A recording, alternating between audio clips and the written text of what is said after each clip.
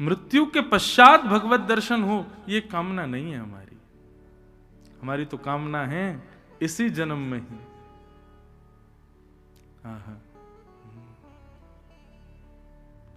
राधिका किशोरी संग रमण तुम्हारा,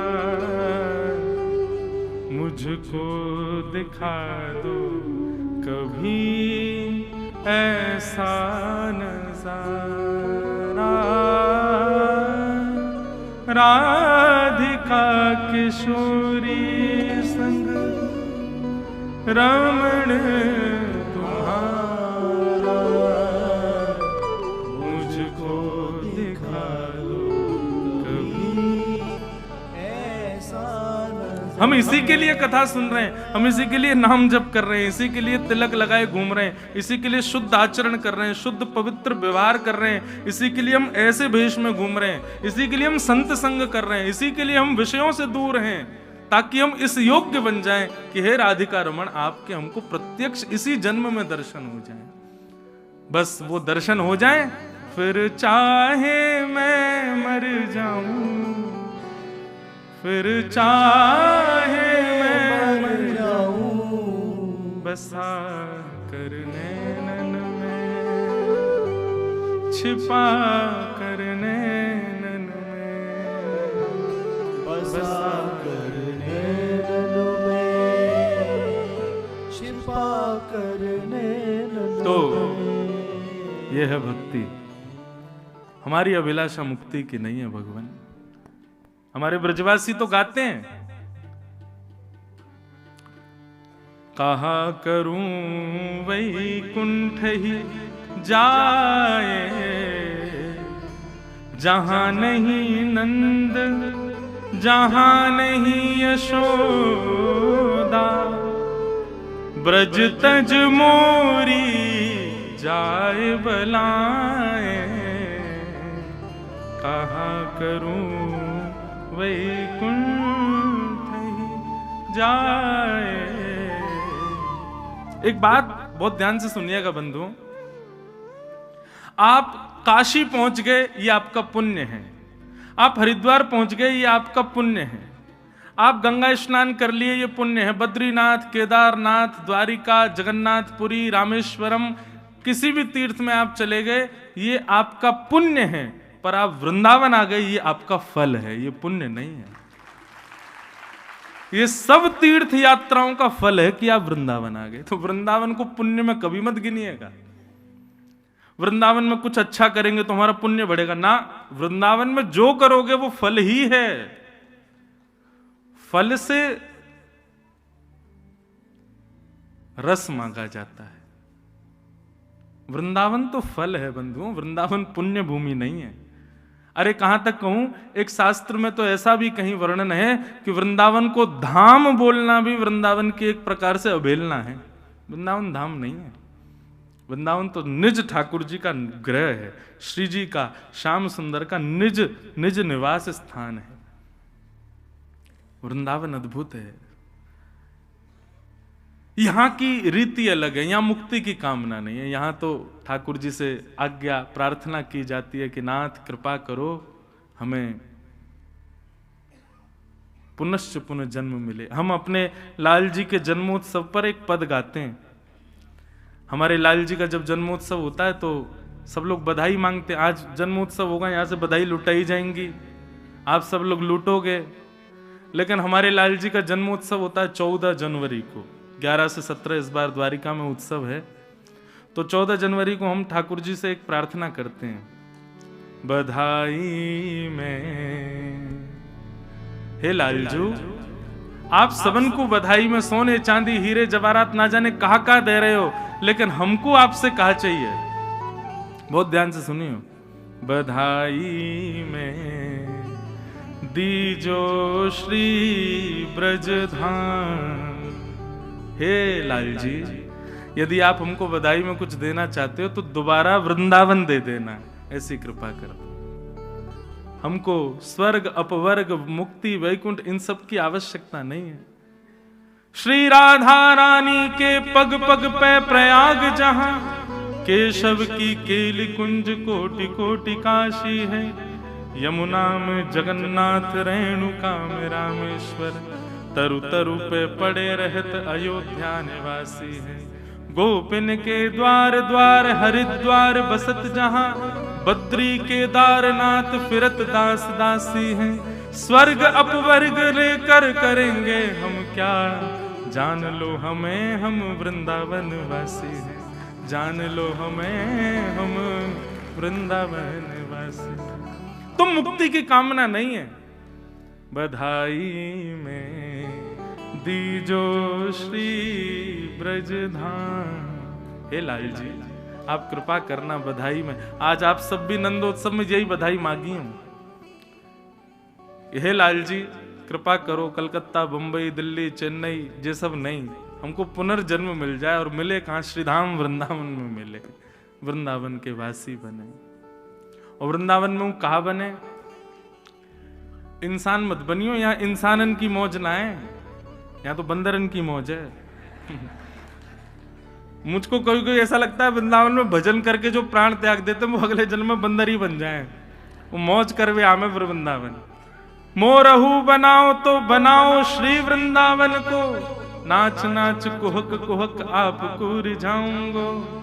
बंदर हो बनाओ तो बनाओ श्री वृंदावन को, कूद कूद डारन पे भोर को जगाऊंगो। आज मैं घर से निकल रहा था यहाँ के लिए, तो हमारे मोहल्ले के बंदरों में लड़ाई चल रही थी। मैंने पूछा हमारे चालक साहब से, मैंने काय बात पे लड़ाई हो गई है?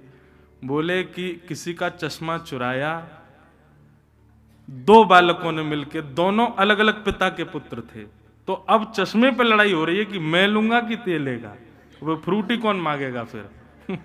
तो इस बात पर लड़ाई चल रही है। मैंने कहा वाह बढ़िया है भैया, चलन दो।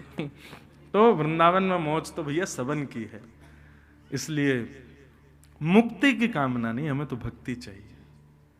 हे नाथ, आप कृपा करो, ये भक्ति सदा हमारी, भक्ति के मार्ग पर यदि चल रहे हो बंधुओं, तो निश्चित याद रखना कि आपको मुक्ति नहीं पुनश्च जन्म मिलेगा, और अगला जन्म जो होगा ना वो ठाकुर जी के और समीप प्राप्त होगा, और समीप मिलेगा।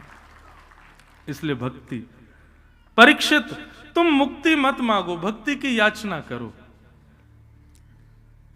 बहुत विस्तार से बताया, यहां तो मुक्तियों के क्रम बताए, कौन कौन सी मुक्ति होती है, कैसे कैसे होती है, क्रम मुक्ति, सद्यो मुक्ति, उन सब मुक्तियों का वर्णन किया।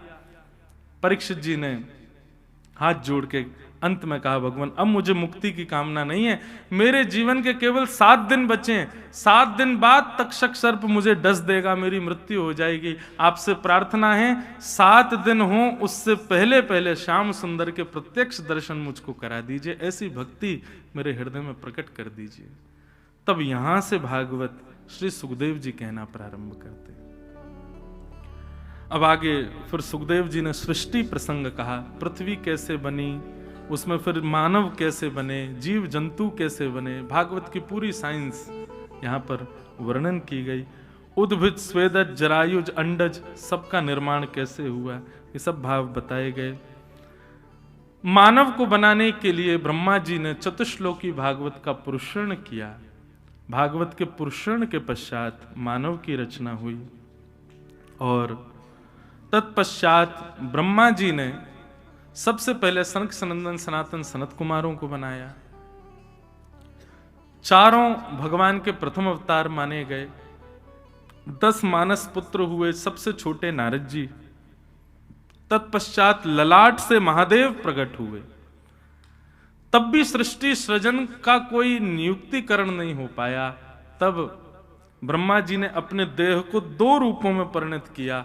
तो बाम अंग से स्वयंभू मनु और दाहिने अंग से शत्रुपा प्रकट हुए। ये आदि मानव हैं। क्या हैं? आदि मानव का नाम बोलते हमारे मन में वो आ जाते हैं जो हमने हमारे स्कूल की साइंस में पढ़ा था, बंदर। आदि का मतलब होता है प्रथम। मानव कौन था पृथ्वी पर? तो श्रीमद् भागवत और हमारे सनातन वैदिक धर्म के अनुसार स्वयंभू मनु ये प्रथम मानव थे, और ये कोई बंदर नहीं थे। ये हमारी तरह मानव थे। तो इसलिए श्रीमद् भागवत की जो विज्ञान है उसको ध्यान से, कभी मैंने बहुत बार विस्तार से कहा है ये प्रसंग। आदि मानव यानी कि प्रथम मानव के रूप में स्वयंभू मनु और शत्रुपा आए। आपकी 3 पुत्री और 2 पुत्र हुए। आकुति, देवहूति, प्रसूति, ये 3 बेटी हुई स्वयंभू मनु शत्रुपा के, और 2 पुत्र हुए प्रियव्रत और उत्तानपाद। अब इन्हीं 5 के वंश में पूरी कथा चलेगी आगे तक। इन्हीं के ही वंश के चलते चलते चलते फिर हम लोगों तक आया है। अगर कोई व्यक्ति अपना गोत्र भूल जाए तो वो स्वयंभू मनु का नाम लेकर के संकल्प कर ले तो पूर्ण माना जाता है, क्योंकि हमारा प्रारंभ उन्हीं से ही है। स्वयंभू मनु ने एक ग्रंथ लिखा है, आप सब भी उसको पढ़ सकते हैं, कई जगह हिंदी अनुवाद में वो मिलता है। उसका नाम है मनुस्मृति। मनुस्मृति ग्रंथ में मानव को क्या करना चाहिए, कैसे जीना चाहिए, सब उसमें वर्णन किया है स्वयंभू मनु ने। तो स्वयंभू मनु शत्रुपा की 3 बेटी, और अब यहां कथा आती है उनकी एक पुत्री देवहूति की। बहुत ध्यान से सुनिएगा, बहुत अच्छा प्रसंग है। कपिल देवहूति संवाद। देवहूति उनकी कथा अब यहां पर प्रारंभ होती है। ब्रह्मा जी की छाया से एक पुत्र उत्पन्न हुए जिनका नाम था कर्दम ऋषि। कर्दम ऋषि ने भगवान की अनंत वर्षों तक तपस्या की। भगवान प्रसन्न हो गए। प्रसन्न होकर के कहने लगे, वरदान मांगो, क्या चाहिए। तो कर्दम ऋषि ने एक वरदान मांगा। यहां जितने भी वैष्णव अब विवाहित व्यक्ति बैठे हैं, बहुत ध्यान से सुनना इस प्रसंग को। जो वैष्णव हैं, ठाकुर जी की सेवा करते हैं और अभी अब विवाहित हैं, बहुत ध्यान से सुनो। कर्दम ऋषि ने भगवान से क्या मांगा। हजारों वर्ष तक तपस्या की, और तपस्या करने के बाद जब भगवान प्रसन्न हो गए, बोले मांगो वरम ब्रूयात, क्या चाहिए। तो कर्दम ऋषि ने हाथ जोड़ करके जो वरदान मांगा है, अद्भुत, कि तथा सचाहम परिवोडु काम समान शीलाम ग्रह मेध धेनु उपेवान मूलमशेष मूलम दुराशय काम द्रुदांगे पश्य। कर्दम ऋषि कहते हैं, भगवान मैं आपसे जितना प्रेम करता हूं ना, मुझसे ज्यादा आपसे प्रेम करने वाली एक कन्या से मेरा ब्याह हो जाए, ऐसी कृपा मुझ पर कर दो।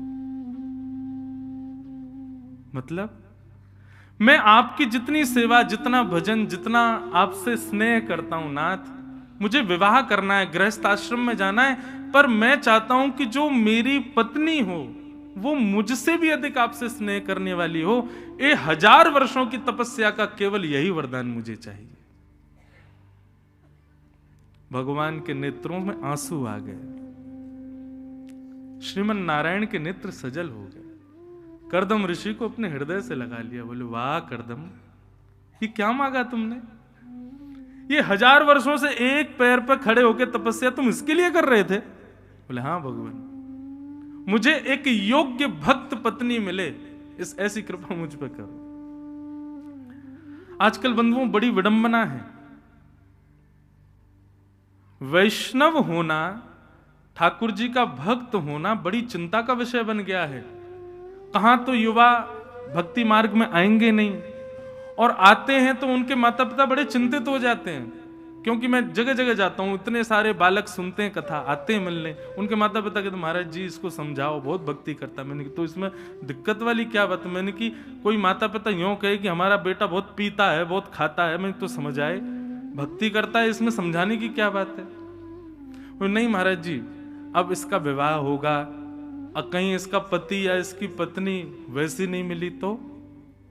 अरे खाने पीने वाला होता, खाने पीने वाली मिल जाए तो चलेगा, उसके अकॉर्डिंग तुम खाने पीने वाले बन जाओ। लेकिन हम वैष्णव हैं, हमको वैष्णव पति नहीं मिलेगा इसलिए हम वैष्णवता छोड़ दें, ऐसा तो नहीं। इसलिए हमने अपने गुरुदेव से भी आज्ञा ली और एक संत से भी हमने पूछा, मैंने कि भैया कई लोग ऐसा भाव रखते हैं कि गृहस्थ आश्रम में तो जाना है, हम वैष्णव हैं, कंठी माला पहनते हैं, तिलक लगाते हैं, ठाकुर जी की सेवा करते हैं, अब हमको वैष्णव परिवार मिलेगा कि नहीं, क्या करें? तो हमने एक उपाय तो बताया कि करदम ऋषि का ये मंत्र याद कर लो, इसका रोज ठाकुर जी से निवेदन करो और ठाकुर जी से क्या कहो, हे ठाकुर जी, हम आपसे जितना प्रेम करते हैं, हम आपके जितने नाम जप करते हैं, उससे अधिक आपसे प्रेम करने वाला, नाम जप करने वाला हमको जीवन साथी प्राप्त हो, ऐसी कृपा करो। और दूसरा, जितने भी वैष्णव बालक हैं जो लाइव भी सुन रहे हैं,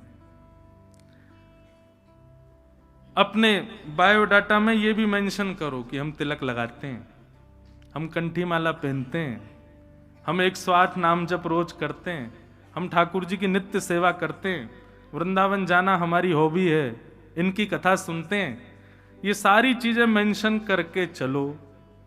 तो अगर खाने पीने वाला परिवार होगा ना, तो वो ब्रैकेट देखते ही कह देगा कि क्षमा करें, हम ब्याह नहीं कर पाएंगे।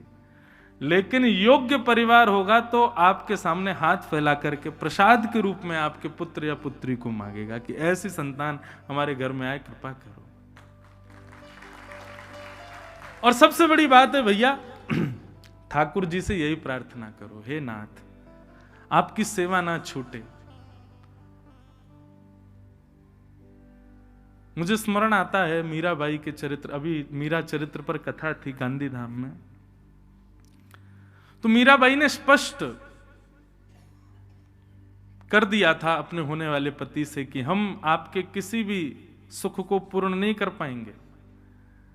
लेकिन फिर भी उन्होंने मीराबाई से ब्याह क्यों किया, उसके पीछे कारण वो बताते हैं कि भैया, मेवाड़ में तो मीराबाई की वजह से खूब संत आते हैं, पर हमारे मारवाड़ में नहीं आते, इसलिए मैं मीराबाई से ब्याह करूंगा ताकि एक वैष्णव हमारे घर में आए तो उसकी वजह से वैष्णवों का मारवाड़ में आना शुरू हो जाए, हम इसलिए मीराबाई से ब्याह करेंगे। तो आजकल बड़ा खतरनाक हो गया है भैया, लोग बाग ब्याह ये पहले तो ये देख करके करते खाता पीता तो नहीं है, आजकल उल्टा हो गया है, वो एकांत वार्तालाप में पूछ लेते तुम खाती पीती हो ना, बोला हाँ, तो फिर ठीक है, फिर तो ब्याह कर लेंगे, दोनों रात में पैक लगा के पिया करेंगे, बोला हाँ, फिर तो हमें बढ़िया बनेगी। कितना विचित्र हो गया है संसार। कुंडली मिले चाहे ना मिले, बाकी कोई गुण मिले चाहे ना मिले, पंडित जी कह रहे हैं एक भी गुण नहीं मिल रहा है भैया तुम्हारे, कोई नहीं, हमने एकांत में पूछ लिया, इसको भी वही प्रिय है जो ब्रांड मुझे प्रिय है, दोनों की बढ़िया चलेगी हमारी। बहुत विचित्र हो गया भैया संसार, यही तो कलयुग है, यही तो कलिकाल है। लेकिन वैष्णव जितने भी बालक हैं, घबराओ नहीं, ठाकुर जी सब मंगल करेंगे। देखो, अगर योग्य पति या पत्नी मिल जाए तो भगवान की कृपा, और अयोग्य पति या पत्नी मिले तो डबल कृपा। योग्य मिलेगी तो कृपा, दोनों मिलके भजन करना, और अयोग्य मिले तो उसके पक्ष का जो प्रेम जो उसको देना था वो भी ठाकुर जी को दे देना, लो ये भी आपका। अनुकूल मिले तो कृपा, प्रतिकूल मिले तो और कृपा। पर यह मंत्र बहुत सुंदर है, इसको याद कर लो। क्या कह रहे हैं करदम ऋषि कि तथा सचाहम परिवोडु काम शमान शीलाम ग्रह में दधेनुम उपेवान मूलमशेष मूलम दुराशय काम दुदांग्रे पश्य। ठाकुर जी इतने खुश हो गए करदम ऋषि के इस भाव से कि भगवान के नेत्रों में आंसू आ गए, प्रेम अश्रु आ गए, और उन्हीं अश्रु बिंदुओं से बिंदु सरोवर बन गया। भगवान ने हृदय से लगाया और करदम ऋषि से कहा कि हे ऋषि, तुम चिंता नहीं करो, परसों तुम्हारा ब्याह होगा और इस पृथ्वी के प्रथम मानव स्वयंभू मनु की बेटी देवहूति के साथ तुम्हारा ब्याह होगा। वो मेरी परम भक्ता है, तुमसे ज्यादा भक्त है मेरी, उससे तुम्हारा ब्याह होगा। कर्दम ऋषि तो आनंदित हो गए, जय हो भगवान जय हो, मैं बड़ी कृपा हो गई मेरे ऊपर, आपने मुझे ऐसी कृपा कर दी, अनुग्रह कर दिया।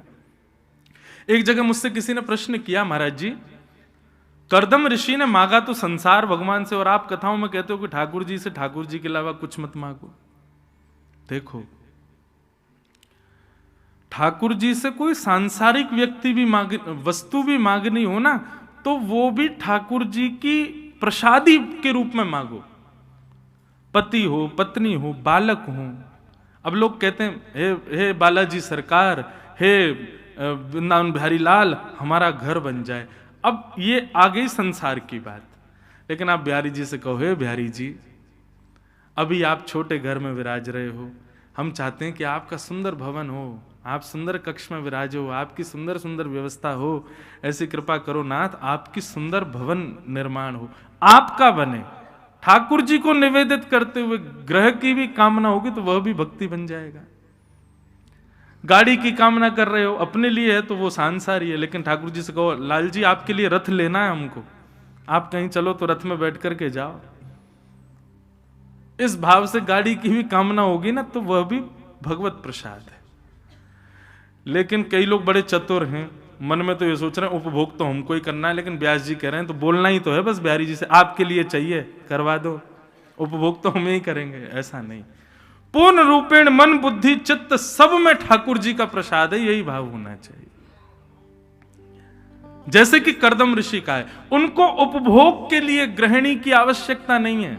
ठाकुर जी आपकी भक्ति मैं कर पाऊं, आपकी भक्ति और श्रेष्ठता से मेरे ग्रह में हो, इसके लिए मुझे एक श्रेष्ठ भक्त पत्नी प्रदान करो। भगवान ने कह दिया कर्दम ऋषि की पुत्री स्वयंभू मनु की पुत्री देवहूति के साथ आपका ब्याह होगा।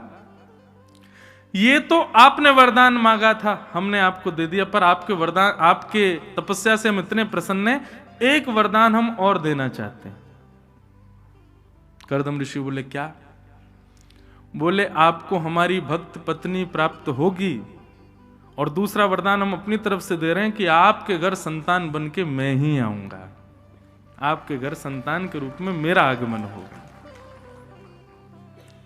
आहा, कर्दम ऋषि की तो आनंद का ठिकाना नहीं, नाचने लगे महाराज, ठाकुर जी की भुजा उठा करके नृत्य करने लगे, जय जय आपने बड़ी कृपा की भगवान।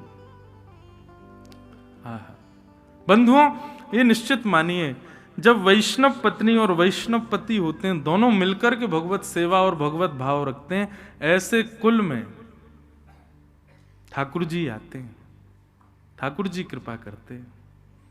वो ठाकुर जी का अंश ही बालक के रूप में आया है। कर्दम ऋषि का विवाह देवहूति जी के साथ में हुआ, और देवहूति जी से विवाह हुआ। फिर ऐसी कथा आती है कि कर्दम ऋषि देवहूति के रूप को देखने लगे, और देखते देखते महाराज उनकी 60 वर्ष की समाधि लग गई। कर्दम ब्याह होते ही पतिदेव समाधि में चले गए, दूल्हे राजा समाधि में चले गए, और 60 वर्ष की समाधि में गए। समाधि के पश्चात जब नेत्र खुले तो सामने देखा एक वयोवृद्ध माता जी बैठी हैं। कर्दम ऋषि ने प्रणाम किया, जय हो मेरी मैया, हमारी पत्नी अभी अभी ब्याह हुआ था, आपने देखा? मैया ने उल्टा प्रणाम किया, बोले मैं ही हूं आपकी पत्नी। बोले आप तो वृद्ध हो गई। बोले अब आप 60 वर्ष की समाधि में जाओगे तो हम क्या ऐसी बैठी रहेंगी? कर्दम ऋषि तपस्वी हैं, इसलिए उनके तन पर कोई असर नहीं होता है, वे यथावत जैसे थे वैसे ही हैं। आज भी वृंदावन में बंधु ऐसे कई संत हैं, आप स्पर्श तो देखो नहीं करना, पर उनकी त्वचा ऐसी है जैसे छोटे बालक की। वो भजन करते हैं, उनका मुखाकृति भले ही उनके दाढ़ी होगी, जटाएं होंगी, उनका रूप ऐसा होगा, पर उनको देख करके कभी लगेगा ही नहीं कि ये सांसारी व्यक्ति है। ऐसा लगेगा नन्हा कोई बालक हो। अभी हमारे घर कथा थी, पूज्य श्री रामभद्राचार्य जी महाराज, परम पूजनीय श्री रामभद्राचार्य जी महाराज, इतना सरल सहज स्वभाव, महाराज जी इतने ऊंची पदवी पर हैं, इतने ज्ञान का भंडार, इतने विद्वान, थ्रू आउट संस्कृत बोलते हैं, 2 मिनट में संस्कृत में श्लोक बना देते, इतनी विद्वत्ता, लेकिन इतने सरल सहज स्वभाव महाराज जी का। उनको देख के ऐसा लगता कोई छोटा बालक है क्या। कथा में जाने से पहले एक दिन, अब महाराज जी दिव्य चक्षु हैं, नेत्रों से देख नहीं पाते, तो बालक उनके संग रहने वाले तिलक लगाते थे उनके, तो मैं वहीं रहता था। तो नाम जप उनका चलता रहता, 2 लाख नाम रोज करते। नाम जप करके जब तिलक पूर्ण हुआ तो मुझसे बोले, इंद्रेश, और फिर मैंने कहा हाँ महाराज जी। तो अपने गाल पे हाथ रख के बोले, मैं क्यूट लग रहा हूं ना? मैंने, महाराज जी बहुत बढ़िया लग रहे हो आप बहुत प्यारे लग रहे हो। और उनके तन का स्पर्श जब हम करते, हाथ का, मुख का, चरण, तो बिल्कुल ऐसा जैसे बहुत नन्हे बालक की कोमल त्वचा होती है, ऐसी। ये सब भजन का प्रताप है कि युग और समय का क्रम हमारे शरीर पर लगता नहीं है। हम जितने ज्यादा सांसारी होंगे उतने ज्यादा संसारी दिखने लगेंगे, हमारे रूप में भी दिखने लगेगा कि बहुत संसारी व्यक्ति है।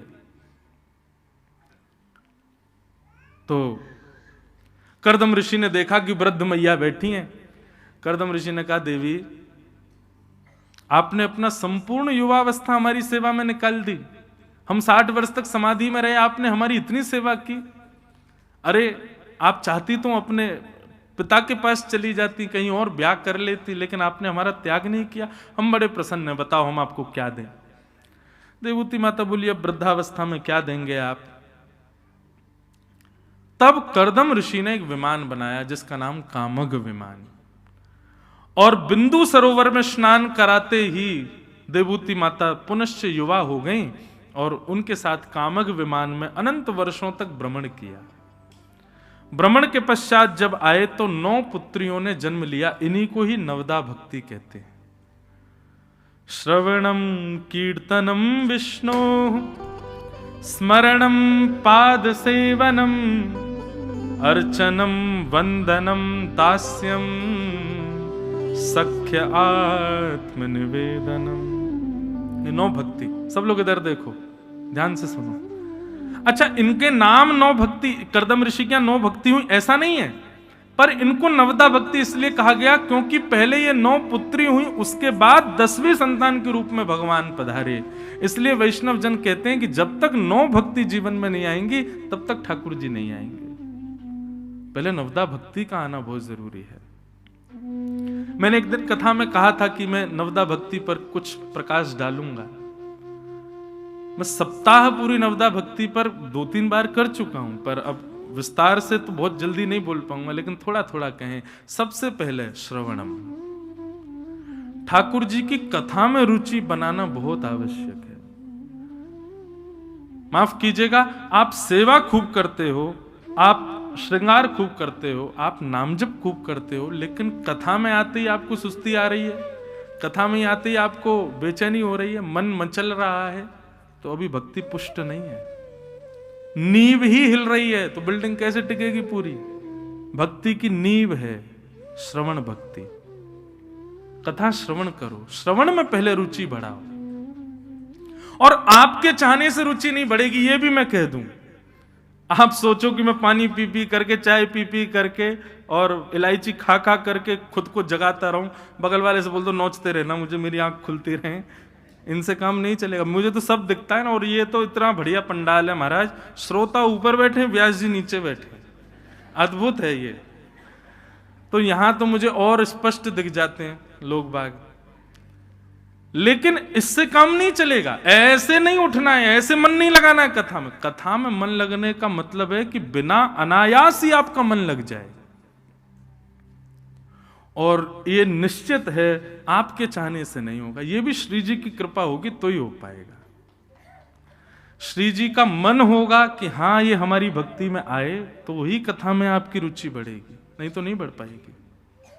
आपकी सेवा में बढ़ जाएगी, श्रृंगार में बढ़ जाएगी, भोग में बढ़ जाएगी, नाम जप में बढ़ जाएगी, पर कथा में, और वह भी जो सेवा में रुचि बन रही है ना आपकी, उसमें भी त्रुटियां बनेंगी अगर कथा में रुचि नहीं है तो। इसलिए सबसे पहली भक्ति श्रवण भक्ति, श्रवण में मन लगे। अब आप कहेंगे महाराज जी तो फिर श्री जी को कैसे रिझाएं कि हमारा मन, उसके लिए बिना महत पाद रजोभिषेकम, संत जनों को जितना हो सके दंडवत प्रणाम करो, दूर से ही करो, उन्हीं को वंदन करो, उनकी कृपा से ही। गोस्वामी तुलसीदास जी कहते हैं, श्री गुरु चरण सरोज रज निज मन मुकुर सुधार, वर्णौ रघुवर विमल यश जोदायक फल चार।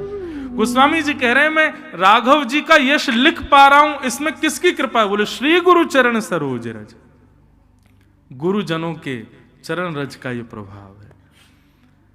तो श्रवण में रुचि चाहिए तो संतों को प्रणाम करो, वैष्णवों को प्रणाम करो।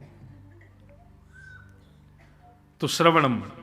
दूसरी भक्ति कीर्तनम, ठाकुर जी का मधुर कीर्तन करो। कीर्तन का मतलब क्या है? जहां गाते गाते गाते आप तन की स्थिति से ऊपर उठ जाओ। वाग गदगदा द्रवते यस्य चित्तम रुदत्य भिक्षणम हसति क्वचिच्च विलज्ज उद्गायत नृत्यते च मदभक्ति युक्तो भुवनम पुनातु। कहते हैं कीर्तन कैसे होना चाहिए? बोले वाणी गदगद हो जाए, गाते गाते गाते कंठ भर जाए। वाग गदगदा द्रवते यस्य चित्तम, हृदय द्रवित हो जाए। रुदत्य भिक्षणम, नेत्रों से अनायास अश्रु गिरने लग जाएं। हसती क्वचिच्च, नेत्रों में आंसू लेकिन मुख पर प्रसन्नता दिख रही हो। और विलज्ज उद्गायत नृत्यते च, लज्जा रहित होकर के भुजा उठा करके बस नाचने लगे। मद भक्ति युक्तो भुवनम पुनातु, ठाकुर जी कहते हैं वो मेरा भक्त है, वो मेरा वैष्णव है, उसके चरण छू लिए ना तो आपके सारे पाप नष्ट हो जाएंगे। ऐसी स्थिति में जो पहुंच जाए वो कीर्तन है। तो पहली भक्ति श्रवण, दूसरी कीर्तन। अब देखो एक बात कहें, संसार के लोगों की दृष्टि में ये जो स्थिति मैंने अभी बताई, ऐसी स्थिति में कोई होगा तो उसको हम पागल कहेंगे। कहेंगे कि नहीं? पागल है भैया जी तो। लेकिन ठाकुर जी कह रहे हैं मद भक्ति युक्तो, वो मेरी भक्ति से युक्त है। श्रवणम कीर्तनम विष्णु, और फिर तीसरा आता है स्मरणम। नेत्र बंद करके ठाकुर जी का स्मरण करो। एक प्रैक्टिकल कीजिएगा बंधु, बिहारी जी के दर्शन करो और दर्शन करके तुरंत मंदिर से बाहर आओ, और बाहर आके कोई जगह मिल जाए, वैसे अब तो जगह मिलेगी नहीं, इतनी भीड़ है, अपने होटल ही आ जाओ। होटल पर आकर के तुरंत कमरा बंद करके और बैठ जाओ एकांत में। अब चिंतन करो बिहारी जी का, हमने क्या देखा मंदिर में, कैसा रूप था, कैसे गुण थे, कैसे वस्त्र थे, कैसी पोशाक थी, कैसा सब कुछ, और स्वयं को एक सहचरी मान करके ठाकुर जी के समीप ले जाओ, खूब निहारो। पहले तो आप कर ही नहीं पाओगे, क्यों? ठाकुर जी दिखेंगे ही नहीं, कुछ और ही दिखेगा। लेकिन श्रवण भक्ति अगर श्रेष्ठ होगी, कीर्तन भक्ति श्रेष्ठ होगी, तो स्मरण भक्ति अपने आप पुष्ट हो जाएगी। ये क्लासेस हैं, फर्स्ट पास आउट करोगे तो सेकंड में पहुंचोगे, सेकंड पास आउट होगा तब थर्ड में पहुंचोगे। तो श्रवणम कीर्तनम विष्णु, स्मरणम, और फिर चौथा आता है पाद सेवनम, ठाकुर जी की सेवा। अभी क्या हो गया है, लोगों ने ये तीन भक्ति के सोपान तो चढ़े नहीं, सीधे पांचवी पे, चौथे पे आ गए, पाद सेवनम, ठाकुर जी की सेवा। पहले तीन तो पार करो, तब सेवा आप करोगे नहीं, ठाकुर जी करवाएंगे आपसे। पाद सेवनम। पांचवी भक्ति अर्चनम, ठाकुर जी की अर्चना करो। कभी सुंदर पुष्प के हार पहनाओ, कभी ठाकुर जी को तुलसी हार धराओ, और कुछ भी नहीं है तो भाव से श्रृंगार करो ठाकुर जी का, सुंदर सुंदर भाव धारण कराओ। तो श्रवणम कीर्तनम विष्णु, स्मरणम पाद सेवनम, अर्चनम, और फिर आता है वंदनम। वंदनम भक्ति का मतलब क्या है? ठाकुर जी की वंदना करो, जैसे ध्रुव ने की, प्रहलाद ने की, जयदेव ने की, मीराबाई ने की, सूरदास ने की, ऐसे ठाकुर जी की वंदना करो। अगली भक्ति आती है श्रवणम कीर्तनम विष्णु, स्मरणम पाद सेवनम, अर्चनम, वंदनम, और फिर आएगा दास्यम, ठाकुर जी के दास बन जाओ। दास्यत्व का मतलब क्या है? तुम तज कहीं अनत न जाऊं। एक हमारे ब्रज के अनन्य भक्त हुए मदन मोहन सूरदास, क्या नाम था? मदन मोहन सूरदास जी का एक पद है, बहुत सुंदर पद है। आज ही मैं पढ़ रहा था, अचानक मुझे याद आया। क्या कहते हैं मदन मोहन सूरदास? कथा क्रम ऐसे है, देखो अभी नंदोत्सव खूब जोरदार से होगा, लेकिन उससे पहले अभी कथा सुनो भाव से। मदन मोहन सूरदास जी का भाव ऐसा था कि उत्तर प्रदेश में एक स्थान है संडीला, वहां के वे एक सिपाही जैसे थे। जैसे अकबर राजा था भारत का, तो उसने जगह जगह अपने प्रतिनिधि छोड़ रखे थे। तो संडीले स्थान के प्रतिनिधि के रूप में मदन मोहन सूरदास जी थे। बहुत ध्यान से सुनना। तो मदन मोहन सूरदास जी साल भर में जितना टैक्स इकट्ठा होता था ले जाकर के अकबर को जमा कराते थे। लेकिन अब की बार इन्होंने क्या किया, जितना भी कर आया उस सारे कर से, सारे धन से इन्होंने संतों के भंडारे कर दिए, ठाकुर जी के उत्सव कर दिए, बढ़िया ठाकुर जी के मनोरथ कर करा करके, और जितना पैसा टैक्स का आया था जो अकबर को देना, तो सब खर्च कर दिया संतों की सेवा में। अकबर के यहां से पत्र आया, बोले भैया साल भर का जितना कर आया भेजो। तो इन्होंने क्या किया, तिजोरियां थी उनमें पत्थर ईंट भर भर के भेज दिए अकबर के यहां, और एक पर्ची लिख करके भेजी, और उसमें क्या लिखा, बोले 13 लाख संडीले उपजे सब साधुन मिल गटके। 13 लाख सोने की मोहर हुई थी, पर सब साधुओं ने मिलकर बढ़िया पूरी कचौड़ी बना बना के सब ने गटक ली। 13 लाख संडीले उपजे सब साधुन मिल गटके, मदन मोहन सूरदास आधी रात वृंदावन को सटके। सब छोड़ छाड़ के वृंदावन भगे आए। अकबर को जब ये बात पता चली तो अकबर को गुस्सा तो नहीं आया, लेकिन अकबर के जो नीचे रहते थे लोग, उन्होंने कहा, बोले इसको पकड़वाओ, गिरफ्तार करो। वृंदावन में आकर के मदन मोहन सूरदास जी रहते थे।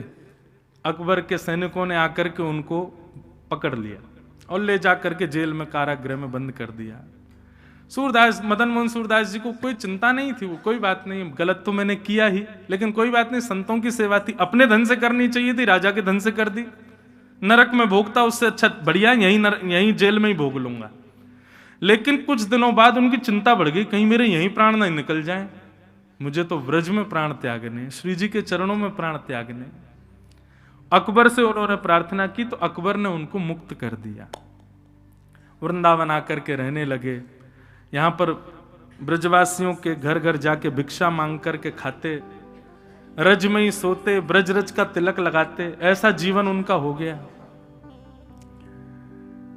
एक दिन ठाकुर जी प्रकट हो गए मदन मोहन सूरदास जी के सामने, और ठाकुर जी जैसे ही प्रकट हुए चरणों में गिर गए, बोले जय हो भगवान, आपके दर्शन हो गए प्रत्यक्ष।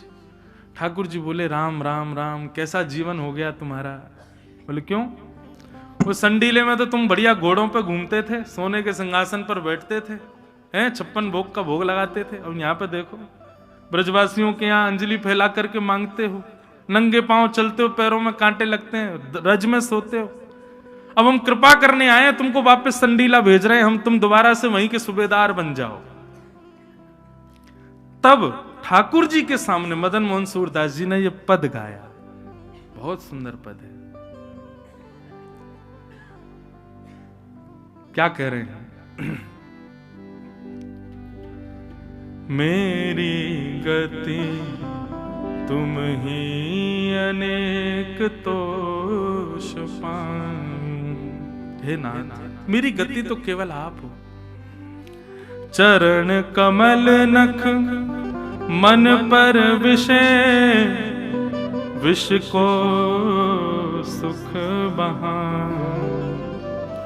घर घर जो डोलो तो हरि तुम्हें ल जाऊं, तुम रहो कहाए कह कौन को कहां। हे नाथ, अब मैं आपका हो चुका हूं, अब आपने मुझे स्वीकार कर लिया है, आपका होकर के मैं अब किसी और का हो जाऊं, ये कैसे संभव हो सकता है ठाकुर जी? मैं ब्रजरज को मैंने माथे से लगा लिया, यहाँ के ब्रजवासियों की मधुकरी मैंने पाली, एक बार आपकी तरफ मुख कर लिया, अब दोबारा पीछे मुड़ करके मैं नहीं देख सकता। नाथ मुझ पर कृपा करो, ऐसा अनुग्रह करो, मुझे वापस संडीले मत भेजो। शीश तुम्हें नाय कहां कौन को नवाऊं। अब आपको मैंने सर झुका लिया, अब ये सर मेरा किसी और के सामने नहीं झुकेगा। नाथ तुम रो कहाए अब कौन को कहाऊं। आपका जब मैं हो गया तो फिर किसी और का कैसे हो सकता हूं ठाकुर जी। आहा, हाथी ते उतार कहां गदहा चढ़ी जाऊं। बोले ठाकुर जी पहले तो मैं गधों पे घूमता था संडीले में जब था, पर अब वृंदावन आकर के ये ब्रजरज तिलक लगा रहा हूं, हाथ में माला लिए घूम रहा हूं, युगल नाम मंत्र का उपासना कर रहा हूं, ब्रजवासियों के घर की मधुकरी पा रहा हूं। इसका मतलब अब मैं हाथी पे चढ़ गया हूं। हाथी पे चढ़ने के बाद भला कोई गधे पे जाता है दोबारा।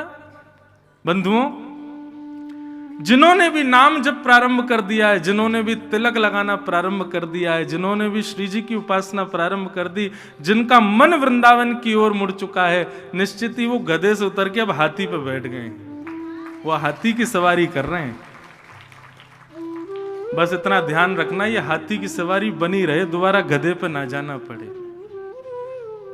एक बार हाथी पे बैठ गए तो फिर गधे की सवारी करता है कोई? है एक बार हवाई जहाज में चला गया, फिर क्या ट्रेन से जाएगा? हवाई जहाज से जाएगा सब जगह। तो भैया ये एक प्रकार से हमारा प्रमोशन है कि अब हम तिलक लगाने लगे, अब हम वैष्णव हो गए, कंठी माला पहनते हैं, ठाकुर जी की उपासना करते हैं। अब ये प्रमोशन से दोबारा हमारा नीचे की तरफ पतन नहीं होना चाहिए। हे ठाकुर जी ऐसी कृपा करो। सूरदास मदन मोहन जन्म जन्म गाऊं, संतन की पनही को रक्षक कहाऊं। बोले पहले तो मैं अकबर की तिजोरी की रक्षा करता था नाथ, पर आपके जो गुणगान गाते हैं उन संतों की पादुकाओं का अब मैं रक्षक बनूं, ऐसी कृपा मुझ पर कर दो। आपको छोड़ के अब मैं कहीं नहीं जा सकता। यह भक्ति की पराकाष्ठा। तो इसे कहते हैं दास्य भाव। श्रवणम कीर्तनम विष्णु स्मरणम पाद सेवनम अर्चनम वंदनम दास्यम, और फिर आता है सख्य। सोचो 1 2 3 4 5 6 7 भक्ति के सोपान जब चढ़ेंगे तब सख्य भक्ति आती है। लेकिन भले आदमी 2-4 बार वृंदावन आए नहीं कि महाराज ठाकुर जी को अपना मित्र कहने लग जाते हैं, अपने सखा कहने लग जाते हैं। ठाकुर जी हमारा यार है, ठाकुर जी तो हमारा सखा है, अरे ये तो मेरा मित्र है। अरे आप बोल रहे हो, ये आपकी ठीक है योग्यता होगी, पर सख्य भाव तब मानो जब ठाकुर जी कहें कि हाँ ये मेरो सखा है, ये मेरो सखा है। सख्य भक्ति के लिए पहले 7 सोपान चढ़ने पड़ेंगे आपको। श्रवणम कीर्तनम विष्णु स्मरणम पाद सेवनम अर्चनम वंदनम दास्यम, फिर आएगा सख्य। और जैसे ही सख्य भक्ति आएगी आत्मनिवेदनम। आत्मनिवेदन का मतलब क्या है? अपने लिए कुछ भी नहीं, जैसे राखो तैसे रहूं, जानत हो सुख दुख सब जन के, मुख से कछु ना कहूं। आप जैसे राखोगे ना तो वैसे रहें। यह है नवदा भक्ति। तो ये 9 जब आएंगे तब 10वें भाव के रूप में ठाकुर जी आएंगे।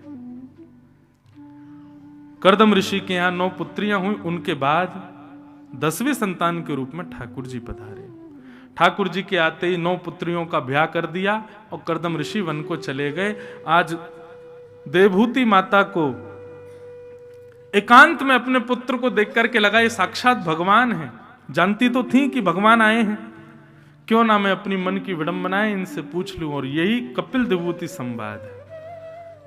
देवभूति माता ने कपिल भगवान से कुछ प्रश्न किए हैं। बहुत अद्भुत प्रसंग है बंधु, इतना अद्भुत है कि मैं क्या बताऊं। इसी को दर्शन शास्त्र कहते हैं। समय कम है लेकिन मैं फिर भी कहूंगा। देवभूति माता कहती हैं, हे नाथ, मेरे जीवन के कुछ प्रश्न हैं, उनका उत्तर दीजिए। भगवान बोले कहो। कि निर्वेणानितरां भूमन् असद इंद्रिय तर्षणात् येन भम संभाव्यमानेन प्रपन्नांधम तम प्रभु। देवहूति माता कहती हैं, भगवान बहुत ध्यान से सुनिएगा, हमारे शरीर में 10 इंद्रियां हैं और इन 10 इंद्रियों की इच्छा पूरी करते करते करते पूरा जीवन निकल गया हमारा। बचपन से अभी तक हम इनकी इच्छा ही पूरी करते आ रहे हैं। जीभ को जो चाहिए खिलाते हैं, नेत्रों को जो चाहिए दिखाते हैं, कानों को जो चाहिए सुनाते हैं, हाथों को जो चाहिए पकड़वाते हैं, पैरों को जहां जाना है वहां ले जाते हैं। हम इंद्रियों की इच्छा पूर्ति में ही पूरा जीवन निकाल देते हैं। ठाकुर जी, ठौर कब मिलेगी, ऐसा कब होगा कि हमारी इंद्रियां कोई इच्छा ही ना रखे? ऐसी कृपा करके कोई आज्ञा करो भगवान कि हमारी इंद्रियों की इच्छाएं समाप्त हो जाए, फिर कोई इच्छा ना रहे जीवन में। ऐसा होता है कि नहीं? आपने जीव को एक रसगुल्ला खिला दिया तो क्या जीव तृप्त हो जाएगी? नहीं, उसको 2 दिन बाद फिर चाहिए। भोगाना भुक्ता वयमेव भुक्ता, तपो न तप्ता वयमेव तप्ता, कालो न याता वयमेव याता, तृष्णा न जीर्णा वयमेव जीर्णा।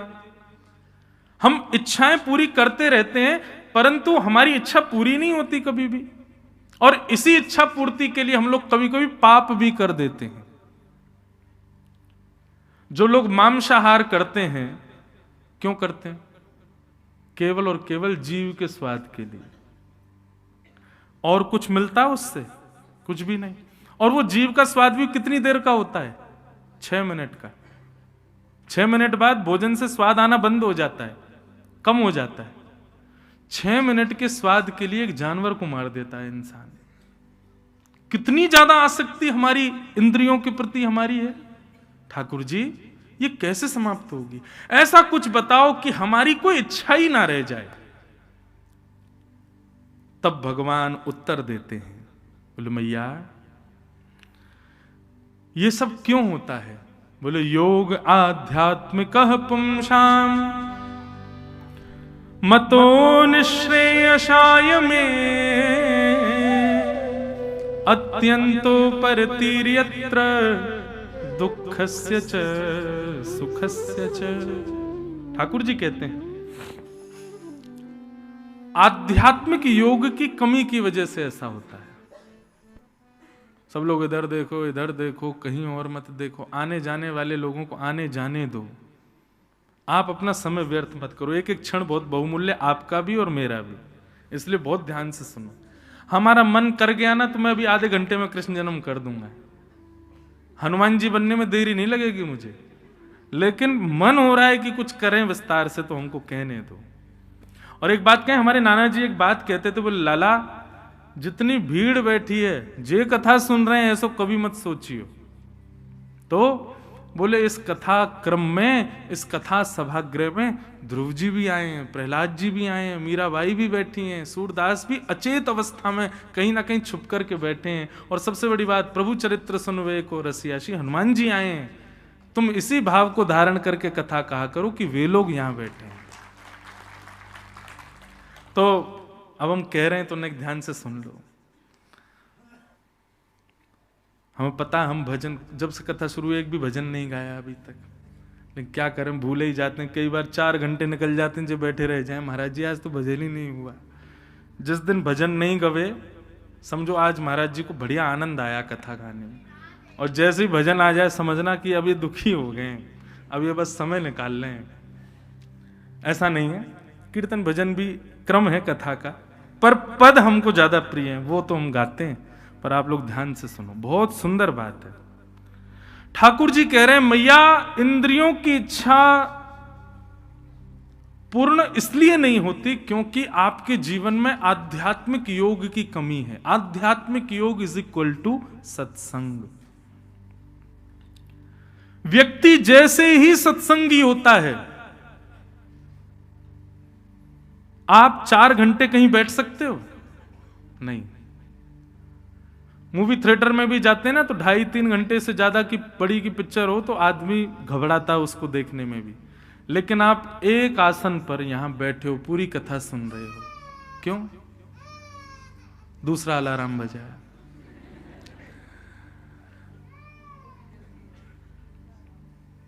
क्या बता रहा था मैं? हाँ, तो ज्यादा लंबी पिक्चर भी हो वहां भी आप नहीं बैठ पाओगे, लेकिन आप यहां इतने समय तक क्यों बैठ रहे हो? पिक्चर भी देखते हो, उसमें बीच में पानी चलते रहते हैं, पॉपकॉर्न खाते रहते हो, कुछ भी खाते पीते रहोगे, लेकिन यहां देखो आप बिल्कुल 3 बजे से बिना कुछ आहार ग्रहण किए 1 तक होकर के सब ऐसे ही बैठे हो। क्यों? सत्संग प्रारंभ होते ही हमारी इंद्रियां शांत होने लग जाती हैं, इंद्रियों की इच्छाएं धीरे धीरे कम होने लग जाती हैं, और जैसे जैसे सत्संग को आप जीवन में उतारने लग जाओगे तैसे तैसे इंद्रियां जो हैं वो अपने आप वशीकृत होने लग जाएंगी, अपने आप उनकी जो इच्छाएं हैं वो समाप्त होने लगेंगी। मैया, बंधन का कारण इंद्रियां नहीं है, बंधन का कारण मन है। हमारी जीव नहीं कहती मुझे ये खिलाओ ये खिलाओ ये खिलाओ, मन आज्ञा करता है कि ये खिलाओ, और उस मन को एकाग्र करने, मन को वशीकृत करने के लिए मैया आध्यात्मिक योग का होना बहुत जरूरी है। मैया ने प्रश्न किया, आध्यात्मिक योग जीवन में प्रारंभ कैसे होगा? तब भगवान यहां बहुत अच्छी युक्ति बताते हैं।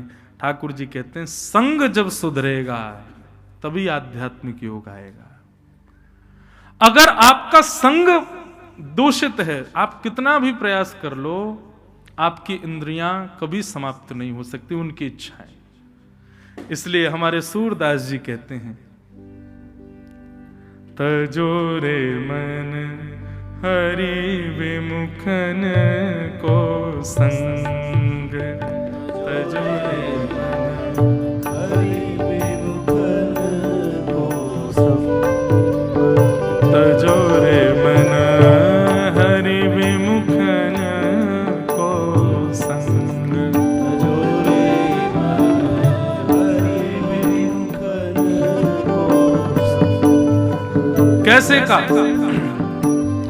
जाके संग कुमति उपजत है, जाके संग कुमति उपजत है, जाके संग कुमति उपजत है, जाके संग कुमति उपजत है, पड़त भजन में भंग, ओ पड़त भजन में भंग, हाँ पड़त भजन में भंग, ओ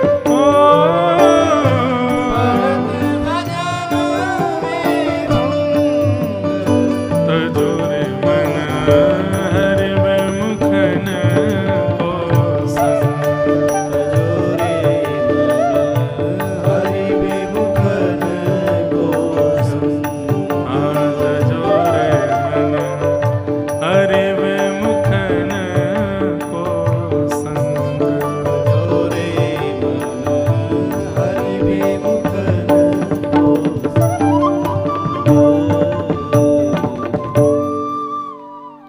उनका संग छोड़ दीजिए जिनके संग से आप सेवा में बाधा होती है, वृंदावन आने में बाधा होती है, कथा सुनने में बाधा होती है, वैष्णव सेवा में जिसके संग से बाधा हो रही है उसका संग त्याग दो।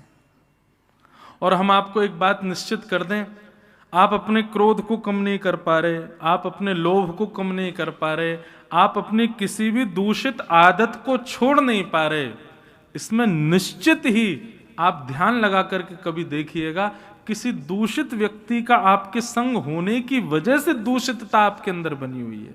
आप उसको छोड़ दो, अपने आप आपका अवगुण चला जाएगा, उसका त्याग कर दो। जाके संग कुमति उपजत है, पड़त भजन में भंग, तजोरे मन हरि विमुखन को संग, उसका संग त्याग दो जो हरि मिलन में बाधा बने। मैं तो कथाओं में कह देता हूं कि आज ही Instagram, Facebook, WhatsApp, mobile phone के कॉन्टेक्ट लिस्ट, उनमें उन सबको खोजो जो ठाकुर जी से मिलने में बाधा बनते, और सबका त्याग करो। सबका त्याग, सबको ब्लॉक मार दो आज। जिन जिन को हमने कथा के लिए निमंत्रण भेजा था और जो जो नहीं आए हैं उनकी लिस्ट बना लेना।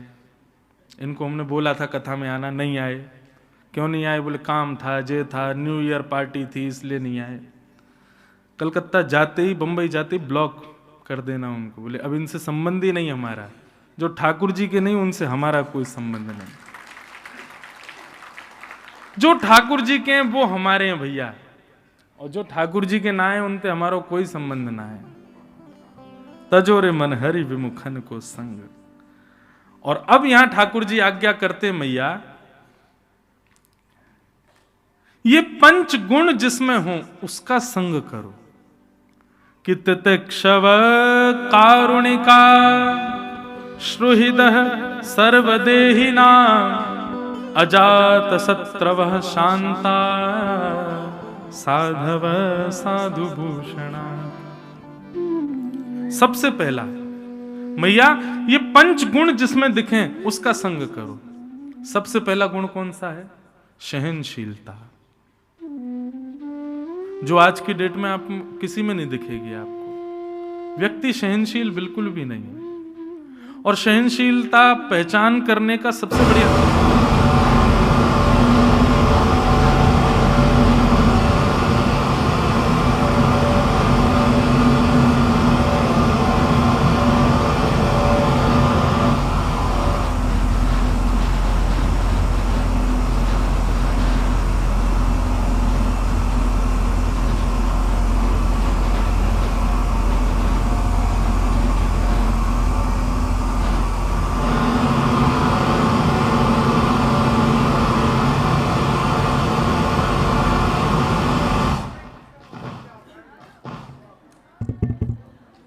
वृंदावन बिहारी लाल की जय।